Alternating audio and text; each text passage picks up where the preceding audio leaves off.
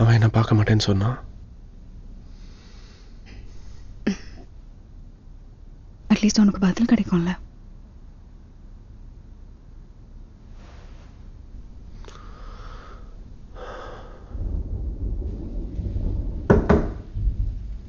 Yes sir, mister கிளமாண்டியஸ் வெளியே wait பண்றாரு. உங்களை பார்த்தே ஆகணும்னு சொல்றாரு.